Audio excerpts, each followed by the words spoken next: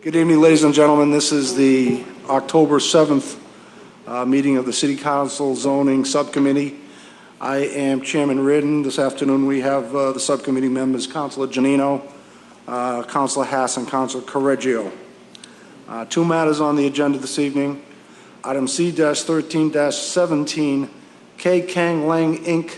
of 11 Talbot Street, Saugus, Massachusetts, seeking permission from the Revere City Council to modify a non-conforming standing accessory sign as it exceeds the height of 20 feet and sign area of 20 square feet, and to replace the current sign, a roof sign, 16 feet by 4 feet on Lot B at 160 Squire Road. In no particular order, can we hear from interested parties? Sir, please press the button. Give us your name and address and who you represent, if anyone.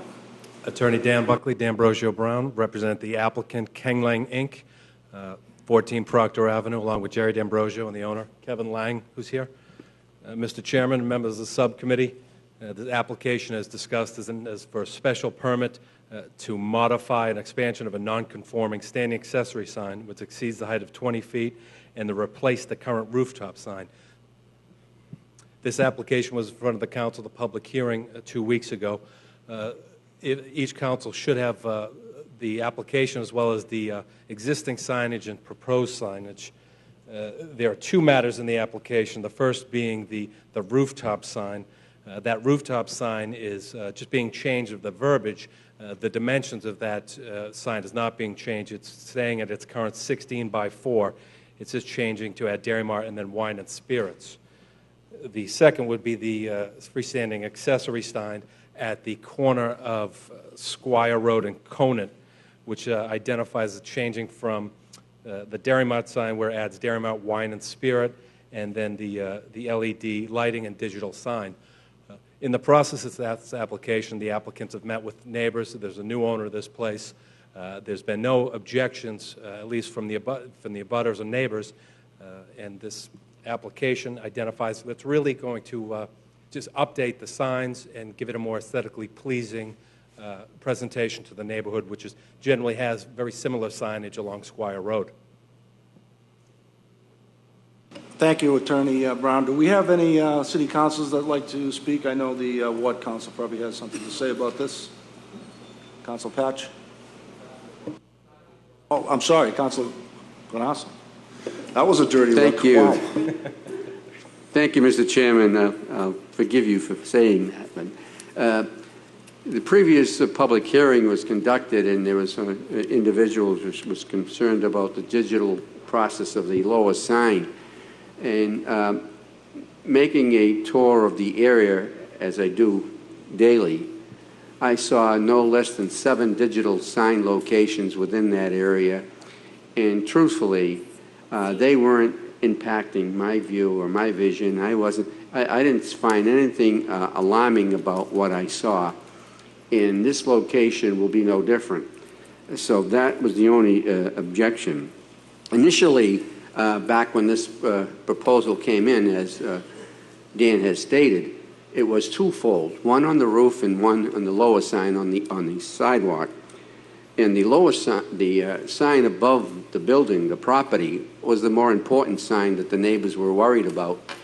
And through the efforts of the attorney and the new owners and myself, we worked to make sure that that sign is the exact same size as the previous one, as the attorney has stated, and the verbiage is the only change. And I saw the verbiage, and it's not offensive. It's just a declaration of what the place is all about. And so I have absolutely no problems with this particular proposal. Thank you, Mr. Chairman. Thank you, Councilor Guanasso. Councilor Janino. Thank you. Thank you, Attorney Buckley. As long as there are no neighborhood issues with this project and the ward councilor is for it, I think that it'll offer a nice update to the neighborhood, some nice new signage, nicer presentation from the street front.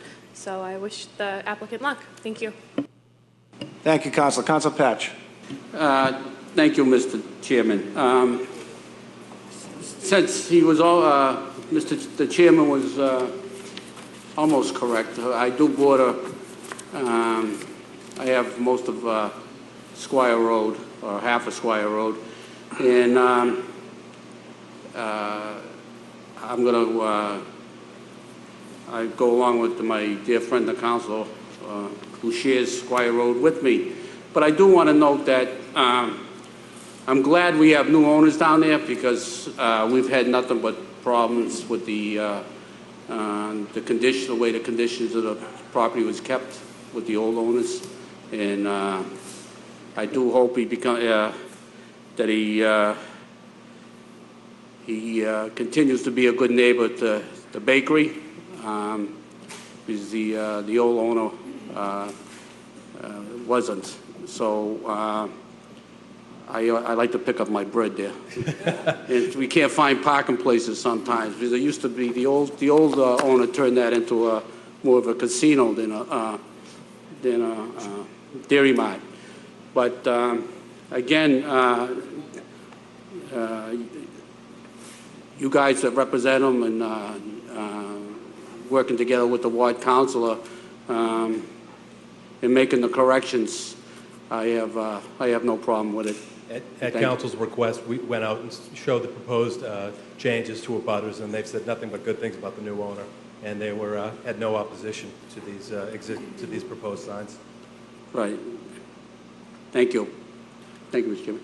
Thank you, Councilor Patch. Before I invite Councilor Novoselsky to speak, I'd like to welcome Councilor Arrigo, who is a member of the subcommittee, to the chambers, as well as make note of the fact that Councilor Correggio, who is not a member, who is also a member of the subcommittee, is here.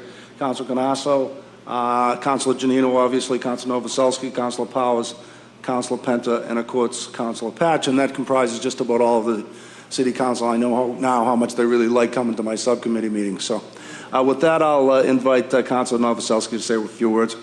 Thank you, Mr. Chairman. Mr. Chairman, I love coming to your committee meetings. It's so informative and so productive. Again, I go with the will of the ward councilor and the local councilor. I just have, having dealt with these things in the past, I have one question: hours of operation that light is going to be operating. The hours of operation will remain the same, and I believe it's 11 p.m. 11 p.m.? 11 p.m. And the light will go off at 11 also? And the lights will go off at 11 p.m. Thank you, Mr. Chairman. Thank you. And once again, Councilor Zambudo has joined us in the chamber, and that really, really cheers me right to the hilt. I have one question. I was looking at the letter of denial from the Site Plan Review Committee, and I do note number 3, it says in accordance with section 17-16-251 of the revised zoning ordinance, no sign shall be fixed to the roof. I assume in this case the sign is grandfathered in at this point. That's correct. It's right. Been there. I just wanted to make note of that. Does anyone else have anything to say about this particular thing to this petition to the subcommittee? If not, I'll entertain a motion. Mr. Councilor Zambudo, I'm sorry. Thank you very much. I apologize for being late. Obviously, like I said when we first had the public hearing, I have no problem with the sign on the roof. It's the other sign that I have a problem with. So I'm going to go on a crusade to go after all these signs. I don't think they're, we're up here high and mighty about how billboards are the worst thing that ever hit the city.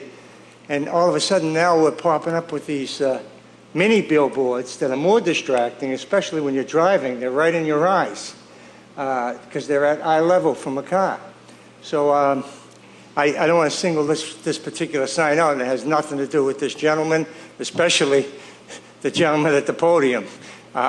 He's the last person I want to attack. He's a great guy.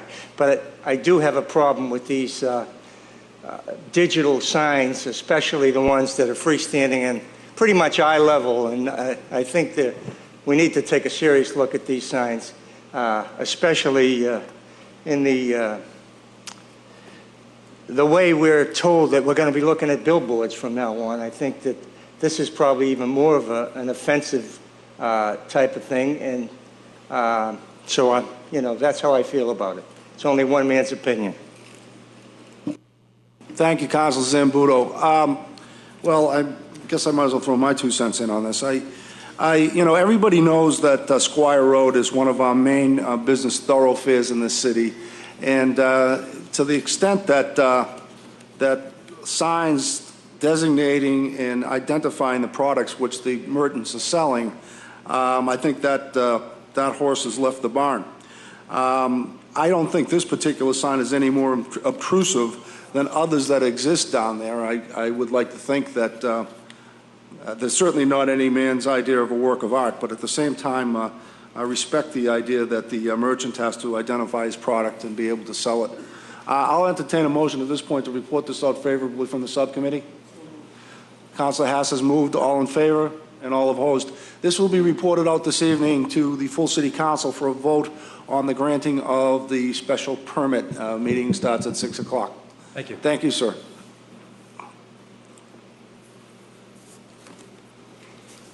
Second item on our agenda is petition C-13-18, New Singular Wireless PCS LLC for request to install 12 panel antennas and associated equipment at 300 Ocean Avenue in Revere. Please state your name. Turn on the microphone first. State your name and your address, sir, and who you represent. Good evening. For the record, my name is Joe Giamarco. I'm with the firm of Brown Rudnick. There's an office in Boston, office in Providence. We represent the applicant, AT&T Wireless. With me today, I have two representatives of AT&T. If there are any questions for them, one is an RF engineer, radio frequency engineer, Amjad MD, and the other gentleman is Dan Belazikian, who is a site acquisition consultant. As the council is aware, AT&T proposes to put an installation on the roof of this building. The building is 75 feet in height to the main roof line. The object of their coverage is provides service to the Ocean Avenue area, Route 1A and Route 145, as well as to Revere Beach. The 12-panel antennas that they're putting up there would be divided into 3 sectors of 4-panel antennas each. 2 of those sectors would be mounted behind a proposed 10-foot high screen wall on the south part of the roof at a centerline height of 81 feet extending to 85 feet. The top of the screen wall would also be 85 feet. The screen wall will be textured and painted to match existing screen walls on the roof of the building. The remaining sector would be put on the north end of the roof at the same height behind another screen wall. In addition to that, AT&T proposes to put an equipment shelter on the roof. That one would not be behind a screen wall. It would be placed upon a steel platform, but it would be painted and textured to match the white portion of the building itself, so it would appear to be a regular roof appurtenance of that building.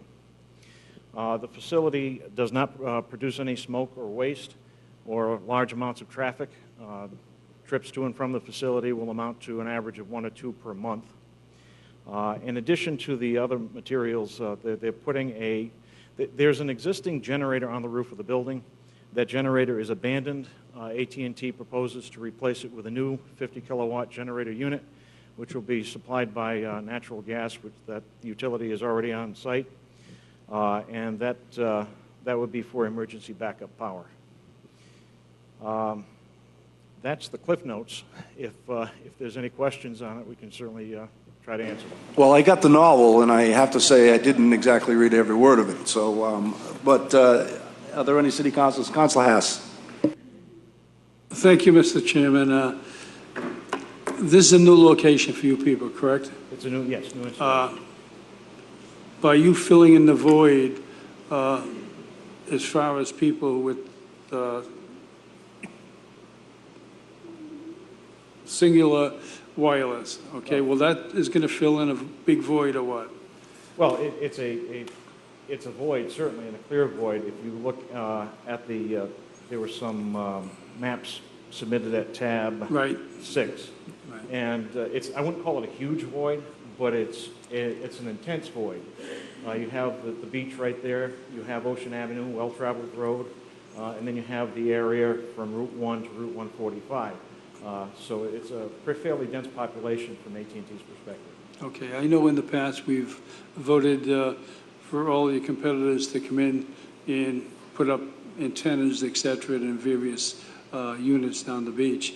So I would be in favor of this, Mr. President. Thank you, Councilor Haas. Councilor Correggio. Thank you very much. Just one quick question.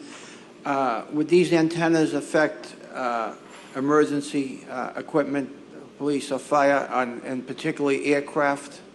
No, each one, this is an FCC licensed entity, and they're assigned a specific radio frequency within which they have to operate. They cannot interfere with anything else. All right, thank you. Thank you very much. Thank you, Councilor Correggio. Councilor Novoselsky.